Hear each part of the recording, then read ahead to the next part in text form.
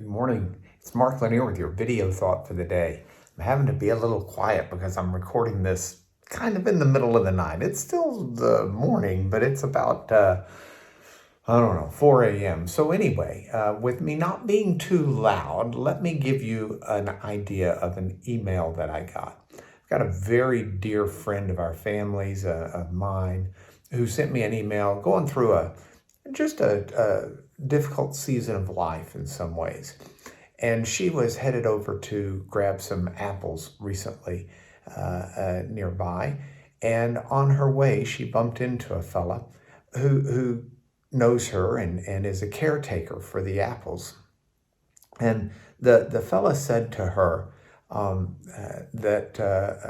just hello, and they greeted each other. And I think he must have sensed the difficult season she's going through right now, because he told her, he said, you need to not worry and just thank God and live the best you can. And evidently he just kept repeating this. Now, this fellow who's doing the talking is originally from Mexico. He's a U.S. citizen now, but he's not educated in the sense of formal education. I don't know that he went past middle school, but he's very wise in the ways of the world. And he's got a good perception of who God is and a good perception of what difference that makes in our life.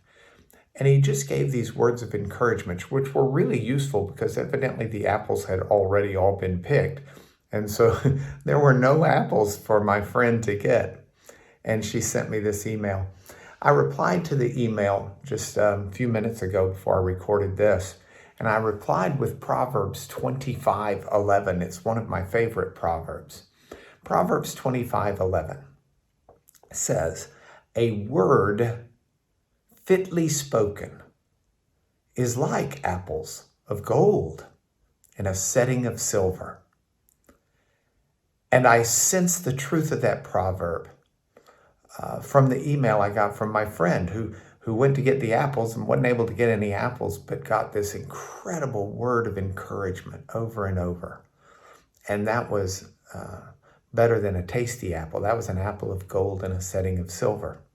Now, I make that the subject of today's thought for the day because A, it blessed me, B, I hope it will bless you, but C, it stirs up in me a conviction that as I interact with people today, even if it's at a social distance or via email or telephone or Zoom or however it may be, I want to be one who encourages people.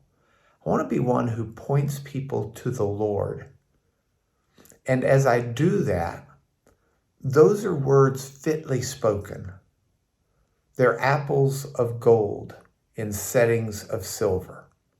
What more could we hope to do today with our tongue and our mouth than to bless people in this way with the Lord?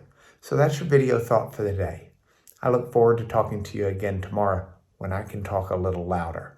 God bless you.